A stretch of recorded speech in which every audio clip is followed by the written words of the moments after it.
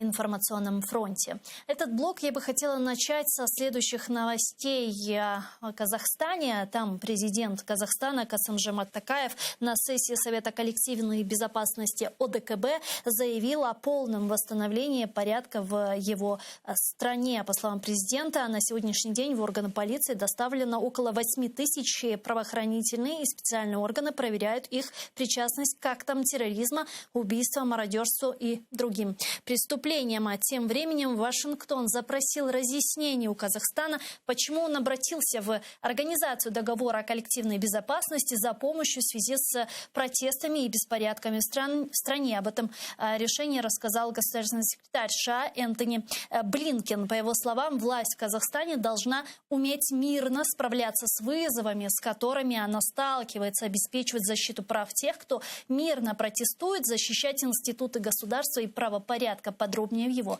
цитаті я предлагаю послушать вместе. У нас є питання, чому вони звернулися до цієї організації, де домінує Росія. Ми просимо роз'яснень з цього приводу. Але що зараз необхідно, так це те, щоб усе це було вирішено мирним шляхом, з повагою до прав тих, хто намагається зробити так, щоб їхні голоси були почуті. С нами сейчас на прямой связи журналист Айдар Муждабаев. Давайте его поприветствуем. Айдар, ассаляму алейкум. Алейкум салям. Ну что ж, ситуация в Казахстане, в принципе, все то, что произошло на протяжении последней недели, все больше и больше обретает различные конспирологические теории, говорят о том, что это все устроил Токаев, чтобы устранить Назарбаева, чтобы выйти из-под влияния Назарбаева. Говорят о том, что это все инспирировала Россия, спецслужбы РФ, спецслужбы Казахстана и так далее. В общем, говорят о всем, обо всем, о чем угодно, но только не о том, что народ восстал и что у народа есть реальные требования. Вот как вам видится все то, что произошло в Казахстане? Я, конечно, анализирую события в Казахстане не по каким-то инсайдам внутренним. Я читаю, конечно, казахстанских журналистов, каких-то аналитиков, но очень аккуратно, потому что информации из Казахстана совсем мало, но гораздо проще судить. Знаете, вот это как в приборах ночного видения, когда ты не можешь приблизиться к объекту, и ты не видишь его в объеме, да? То можно судить по отраженным лучам. В данном случае отраженные лучи — это только как подается в информационной повестке то, что происходит в Казахстане. Понятно, что американцы ничего не знают про то, что там происходит. Понятно, что европейцы ничего не знают. И украинцы, по большому счету, тоже ничего не знают. И поэтому для меня в данном случае таким искривленным зеркалом, но все-таки зеркалом, является русская пропаганда. Так. Если по ней судить, то примерно все понятно. Они всеми своими голосами всяких аналитиков, востоковедов, там, экспертов по Азии, которые уже 3 раза похоронили Назарбаева, поместили его в Пекин, в Абу-Даби, в Дубай, в Лондон и в Москву, да, показали, что они просто отрабатывают повестку дня, а именно говорить все, что угодно, чтобы только не вспомнить про право казахского народа на демократию. Да? Они говорят про провокации, говорят про террористов, говорят про мародеров, говорят про кого угодно. Они не говорят только про то, что восстание по всему Казахстану, ну, скажем, не восстание, а массовые протесты, не могли вспыхнуть просто так, по какой-то команде. И когда Токаев говорит про 20 тысяч террористов в Алматы, но это даже не смешно. Конечно, это просто ложь, непонятно на кого рассчитанная. Мы видели такого террориста, киргизского музыканта уйгурской национальности, которого просто избили до того состояния, что он счел за лучшее, чтобы не убили, сказать, что его наняли там за $200 свергать Токаева и разрушать Казахстан. То есть я это к чему? К тому, что события в Казахстане настолько тонут в российской лжи, в такой тотальной, со всех сторон, от кремлевской пропаганды до условных там либеральных журналистов, обозревателей российских на Западе, всяких там и так далее, что я понимаю, что это все дымовая завеса для прикрытия нескольких вещей. Ну, во-первых, это де-факто оккупация Казахстана. И чтобы там Токаев не говорил, что через неделю войска уйдут. Ну, во-первых, эти войска не для того вводились, чтобы через неделю выводиться, по крайней мере, имеется в виду российские. Они, безусловно, останутся под разными предлогами в разных местах.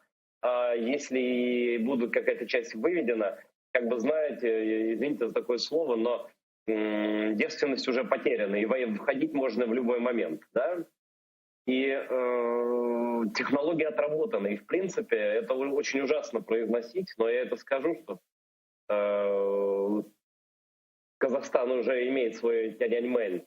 Это, если кто помнит, в конце 80-х, когда танками раздавили китайские власти демонстрацию студентов на главной площади в Пекине. Да? То же самое, в принципе, охота на людей и происходило и происходит в Казахстане в разных местах. То, что мы видим, я думаю, это верхушка айсберга. Самые ужасы от нас скрыты. Но понятно, что так называемая казахстанская власть не остановилась и больше уже не остановится ни перед чем и никогда, потому что она поняла, что, в общем, нужно убивать, можно убивать, это безнаказанно.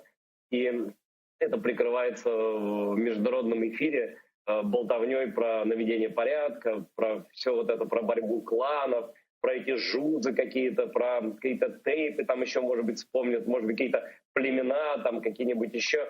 В общем, россияне действуют как обычно. Они врут, они убивают, и они прикрывают это гибридной завесой. По сути дела, можно констатировать, что гибридная оккупация Казахстана состоялась, и этой страны, как независимой страны, конечно же, больше не существует, потому что там не китайские войска, там не американские войска, там не миротворцы ООН, там не ОБСЕ, там российские, я подчеркиваю, не миротворческие, а карательные части. Это части, которые славны в кавычках своей истории еще с Карабаха, еще с Югославии, еще с Чеченской войны. То есть это настоящие такие батальоны смерти. И что они там натворили в полном объеме, я думаю, что мы никогда с вами не узнаем или узнаем довольно поздно. Но все же, как вы думаете, когда все же было принято решение о введении военного контингента ОДКБ, фактически российских военных на территорию Казахстана? Это уже постфактум воспользовались протестными акциями в Казахстане, или же это вот изначально кто-то зажег этот Бигфордов шнур? Ну, эта история, знаешь, Гульсум, как с Крымом. С одной стороны, это была реакция, да, на события и на возможность ввести войска.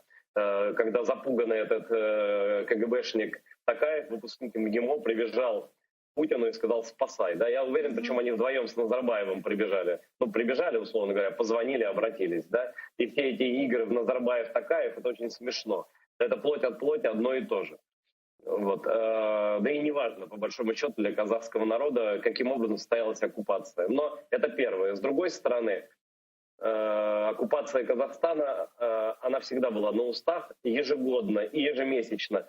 Слова про русских в Казахстане, про угрозу, там всякие угрозы, про радикализм и так далее, про терроризм даже, там исламский, они звучали в русском информационном пространстве, поэтому почва была готова. Они заставили униженного, растоптанного премьер-министра Армении отдать приказ о вводе войск в Казахстан. Это, конечно, такая жуткая ирония судьбы, но улыбаться тут нечему, потому что убиты живые люди. Да? И я думаю, что, конечно, они сейчас делают все, чтобы ситуацию закатать полностью в асфальт, заткнуть всем рты, закопать всех неопознанных и дать понять, что так будет с каждым, кто поднимет голову. Но я уверен, что это, конечно, не навечно. И, конечно, все-таки казахи-то сами про себя все знают. Они прекрасно знают, что никуда не делось недовольство этим авторитарным режимом. Никуда, тем более, не делось это унижение, когда приезжают эти контингенты из совершенно чуждых Казахстану стран и начинают там стрелять по людям на улицах. И еще я приведу одну аналогию, Гульсум, которую, может быть, никто и не вспомнит. 2009, кажется, год, зеленая революция в Тегеране и крупных городах Ирана. Это, наверное, самое близкое событие к тому, о чем мы сейчас говорим, когда иранские власти просто приняли решение отстреливать людей на улице. Там просто и ходили, и ездили на мотоциклах люди, и ходили вот эти вот стражи так называемой исламской революции, они просто убивали всех, кого видели. напротив себя. Такую же тактику запугивания избрала казахская власть. И единственное, тут два нюанса. Во-первых, власть давно уже не казахская, это власть, конечно, московская, призначенная и теперь уже полностью зависимая, как и в Беларуси, от Москвы. Но и потом все-таки иранские палачи справились с своим народом своими силами. Казахские палачи призвали русских убивать своих сограждан, что никогда не будет иметь прощения, конечно. Но и, конечно, очень много манкуртов оказалось, и очень много и армия себя повела казахская ужасно, и полиция, и так далее. Я думаю, что эта обида, это унижение, этот страх, он когда-нибудь обязательно рванет. Но вот сейчас мы имеем дело с растоптанной нацией. Ну, на самом деле, вот мне тут интересно следующее. Ведь на территории Казахстана 70 тысяч своих военных. В ОДКБ, в штабе ОДКБ заявляют о том, что на территорию Казахстана зашли 2300 военных контингента ОДКБ. Ну, то есть, как все же Путину удалось убедить такая в необходимости ввода российского военного контингента на территорию Казахстана? Ведь своих сил-то, в принципе, было достаточно. Ну, сил достаточно, авторитета недостаточно, доверия нет никакого. И поэтому, если бы Путин не пришел, то эти солдаты так бы сидели, наверное, в казармах, и командиры их начали бы болеть, уезжать там на выходные к тещам и так далее, и быть абсолютно в параличе, и все, что угодно могло произойти. Поэтому Такаев как бы не стал испытывать судьбу, не стал там даже ждать, как Лукашенко, несколько дней там, чтобы обратиться к Москве. Ну, Лукашенко там, кстати, тоже, я уверен, русские были, просто в таком более гибридном виде. Здесь просто обкатана ситуация, Гульсум, которая говорит о том, что оккупация совсем не обязательно, что там держать 100 тысяч русских войск.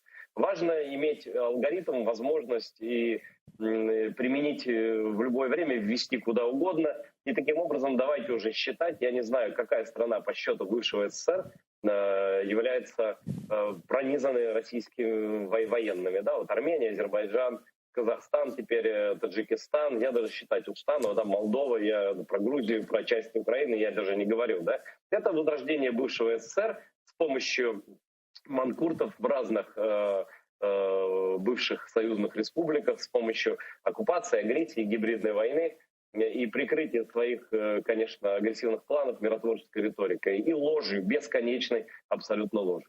То есть мы можем сказать, что сейчас вырисовывается такой формат возрождения Советского Союза в виде не прямой оккупации той или иной территории, которая некогда входила в Советский Союз, а вот такого гибридного подчинения руководства страны Кремлю, правильно? Ты знаешь, можно даже такую аналогию еще одну провести, что в принципе это модель управления в империи Чингисхана, в империи его потомков. Они же не держали свои войска везде постоянно, да? Они все просто знали, что если что, то они придут. И вот и постоянные какие-то рейды, устрашения, уничтожения, унижения и так далее. Вот они рассчитывают на страх казахов, на страх белорусов, на страх всех вокруг, на страх повторения того ужаса, который переживает сейчас Казахстан. Çok sağ olun, Сайдырга, что нашли время и подключились к нам в эфир, ответили на наши вопросы.